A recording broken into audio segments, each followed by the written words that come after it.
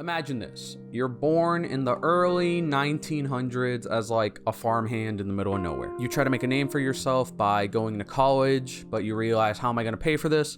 You end up getting a job as a janitor at that college, and 2 weeks in, you're like, nope, I'm not doing this. I'm destined for greater things. I'm not going to be a janitor at this college. So you pick up a few odd jobs here and there just to survive, really. And while you're working on this lake, you see that this man is about to sail off into certain death. You grab a boat, you let him know. This rich guy, he takes pity on you essentially, and he hires you as his personal assistant, and with him, you essentially travel a bunch of the world, and for the first time in your life, especially from where you came from, you start recognizing what real money and power can get you, and you like that feeling. Eventually, you decide to join the military, right?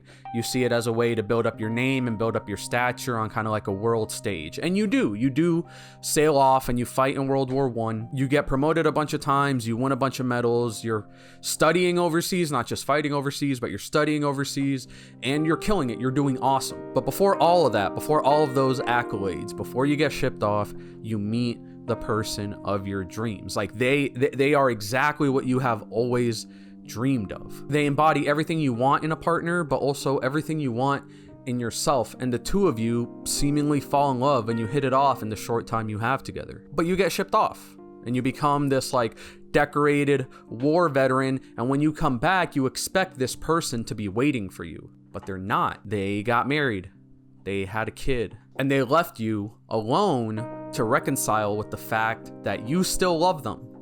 And to be fair, they might still love you, but any relationship or any chance of a relationship has been completely broken apart in this time that you've been away, and it's up to you to pick up the pieces. What's up, y'all? Welcome back to another video. For those of y'all that don't know, my name is Chris and I know how to read. Allegedly. And today we have a special guest helping me film this video. If you hear any noise in the background, shout out Moon Pie. The previous situation is where we find our friend Jay, and where we start our conversation on F. Scott Fitzgerald's classic 1925 book, The Great Gatsby. I love this book so much. It is one of my favorite books of all time, and I think one of the reasons it is one of my favorite books is because I don't really read a lot of classic literature in my day-to-day life. I got introduced to this book in high school, and I was kind of on it in high school, and then I really started to get into it, you know, post educational career, if you want to call it that, and I still really love this book. And even though like I know what's going to happen and I know the themes and the general vibe or whatever of the book, I still end up reading it like once a year. And even the movie with Leo DiCaprio and Tobey Maguire and Carrie or Casey Mulligan, I forget her name, was insane, and it made me cry. So The Great Gatsby in general, good. So there's a lot that we can talk about in a pretty short book, I would argue. This book is only about 180 pages long, but the main thing that I want to focus on in this video is love, specifically the love shared between our main character, Jay Gatsby, and his main love interest, Daisy Buchanan. I'll do my best to summarize like character motivations and key points in this book, but this also isn't really like a review or a read along in that sense. I really want to focus on my main subject, so I might be leaving some stuff out. I might not be talking about some stuff, but if anything I say in this video interests you at all, please read The Great Gatsby. Homeboy F. Scott, my mans, we know each other on a first name basis. I know him as F. I don't know what y'all call him. He died thinking his author career was a failure. He died thinking he was a failure. And this book is so good, and a lot of his other writings are very good as well.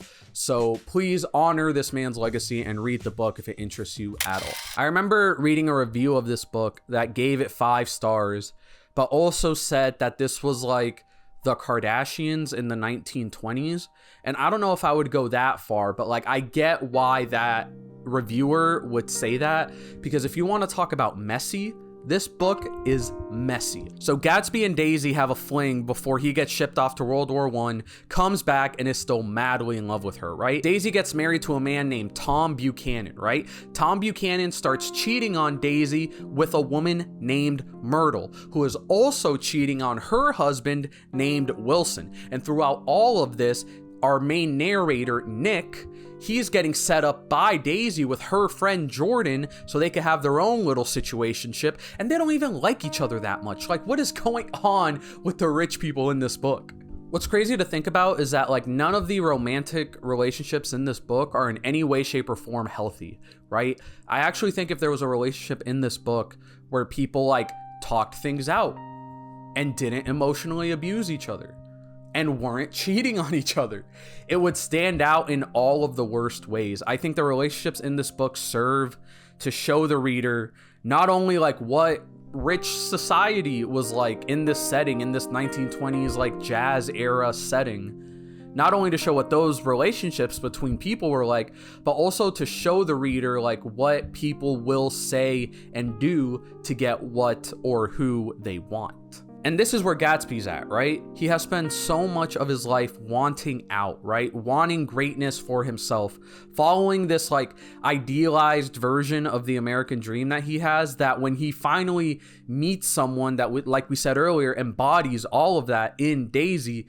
he needs her. Me and many other people would argue, like, which is gonna sound crazy to say off rip, I don't think Gatsby even loves Daisy as much as he thinks he does. He loves what Daisy stands for, and he loves what Daisy provides for him, not just in like socially in like social circles, but also like as proof to himself that he made it in his life.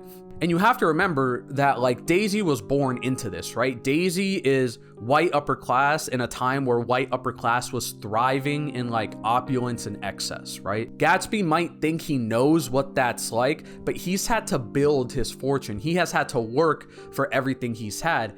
Daisy, on the other hand, has never known what wanting or needing something is like. From the second she was born, she has had everything that she's ever wanted, which is something that Gatsby fully cannot comprehend, right? So while Daisy has been living this life, Gatsby has been having to deal with wanting something that he cannot have, which is Daisy. So this entire like love that he has for Daisy and not being able to get it, not being able to rekindle what they had before he got shipped off into the war, it sends him back mentally to where he was as a child on a farm in the middle of nowhere, wanting something, not being sure how to get it, but trying his best and still not being able to succeed. Every relationship in this book is built on selfishness, and you could see it in every coupling, if you want to call it that, but it's no more evident than in the relationship between Gatsby and Daisy. Gatsby simply can't get over the fact that while she might have conflicting feelings over him and what they had before he went to war, she's moved on, right? And any attempts at trying to rekindle what they had is only serving to mess up the life that she has built with Tom. He feels, and I can't think of a better, maybe this isn't the right word, but he feels entitled to his love with Daisy because he had it at one point and cannot comprehend giving that up. Daisy throughout this entire book is the definition of aloof and careless and unforgiving. Her entire life has been handed to her up to this point. And at a time when social classes really ruled how you lived your life, or they set the expectations on how you should live your life, when Gatsby did end up leaving to the war, she saw Tom come into her life.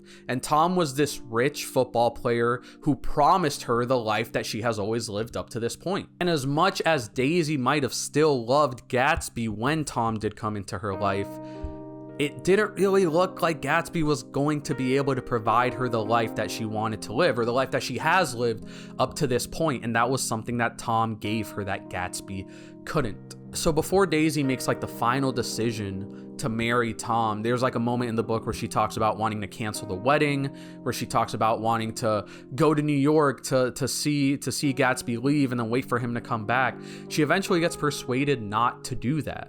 She eventually gets persuaded to stay with Tom. So I would argue that she probably didn't even love Gatsby as much as she thought she loved Gatsby. I think it was one, young love. I think at the point Gatsby was like 26 or 27 and Daisy was 18.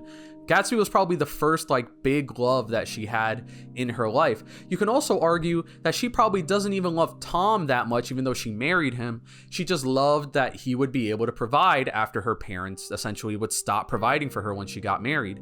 You can also argue she has a kid with Tom in the book that is mentioned like twice, and she is very like, that's my kid, whatever.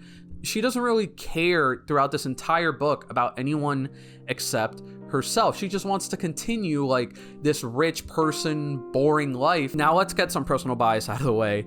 If you can't already tell, I do not like Daisy in this book. I think Daisy is a bad person in this story who cannot make a decision to save her life. But I think there is something to say about her positioning in all of this and how she might be as much of a victim as she is a bad person in the story. And that's something that didn't occur to me until like my second or third reread of this book. Her husband, Tom, is pretty overtly cheating on her their entire marriage with various women, right? So at a time where women didn't really have a lot of financial freedom, Tom gives her this life and she's kind of like handicapped into accepting this life she's been given, because if she decides to divorce Tom, what does she have, right? Gatsby, on the other hand, while he isn't like physically or emotionally abusing her, he is fully objectifying her, like consciously or unconsciously. Daisy is an idea to Gatsby. Daisy is a fantasy to Gatsby. And in my mind, right, who's to say like when a dog is chasing a car and he doesn't know what to do with it when he gets the car?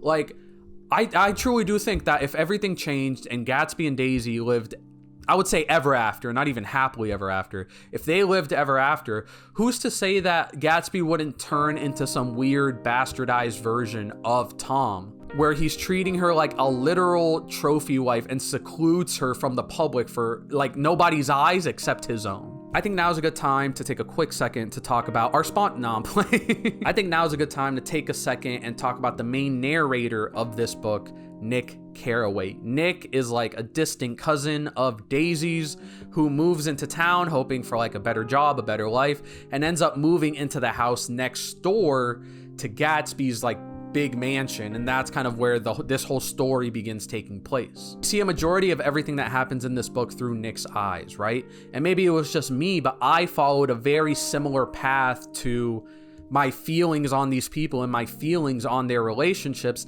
as Nick does, because we're seeing it through his eyes. We're observing what he's observing and knowing what he's thinking. I kind of followed the same trajectory that Nick did as we were going on through the book. We are made to believe that Gatsby is like a man of wealth, right? He is a decorated war veteran who doesn't like talking about his family, but also has a lot of money from them, but has also made a lot of money himself, right? And Daisy is like, I don't know when I thought of this, but to me, Daisy is the damsel in distress that has never been in distress a day in her life. But these two like descriptions of these characters fade away very quickly into this book. Gatsby is a farm boy who got lucky, saved the right man's life, and is reaping the benefits from it. And don't get me wrong, he's a decorated war veteran. Big ups, thank you for helping the country, my guy. But he comes back from the war, right? And he ends up meeting this guy named Mayor Wolfshine, who's just like a kingpin, like a fixer in bets, a bootlegger.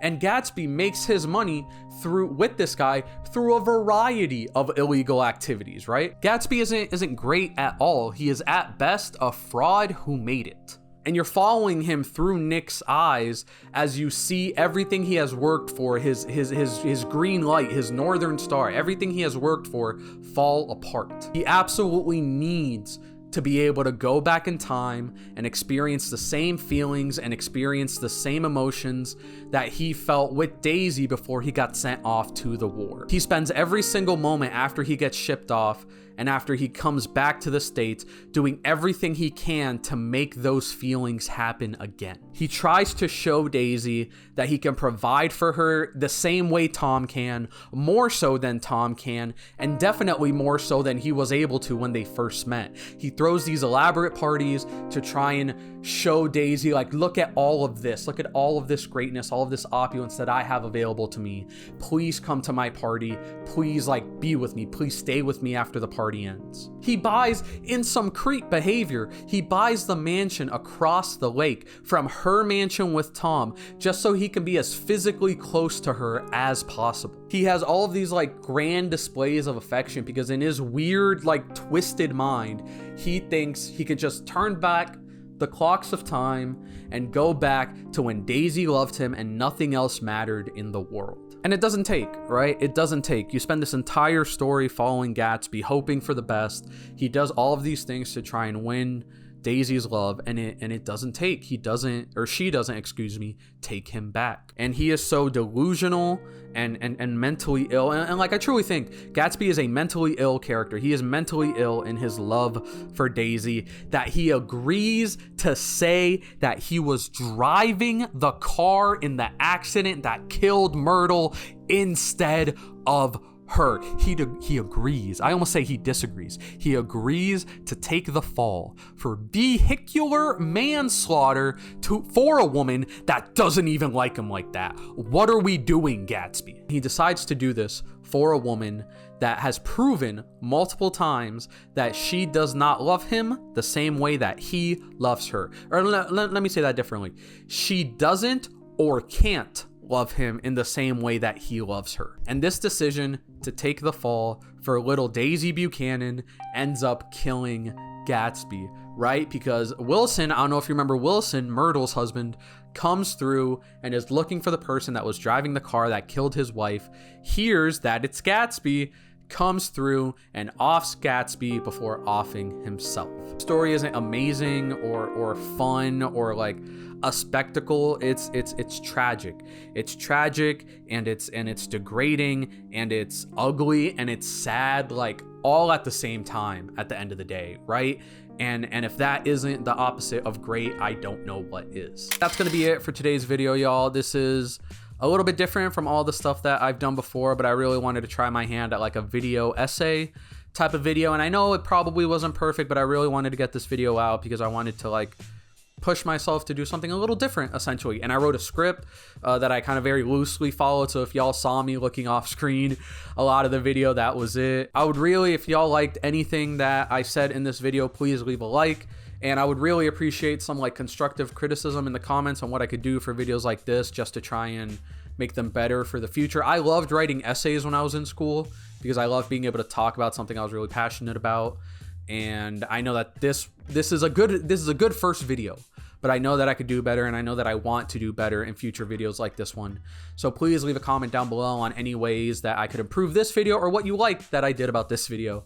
I would appreciate that. And then if you like just everything I'm putting out, or you like me, or you like the things that I'm talking about, and you want to be notified whenever I upload a video in the future, you could just hit the subscribe button, and I would really appreciate that. I think I'm at 21 or 22 subscribers now. My last video, the What's in My Bag video, just crossed like 60 views or something like that, which is awesome. That's one of my favorite videos to date so far, so I'm really happy that that's getting some views, and I hope that this video gets views too, because like I said, I really want to try and make this format something that I do like weekly, or maybe even more than weekly on my channel. So I want to thank y'all for watching. If you made it this far, I really appreciate it. Hopefully my rambling wasn't too rambly for you, and I hope to catch y'all next time. Peace.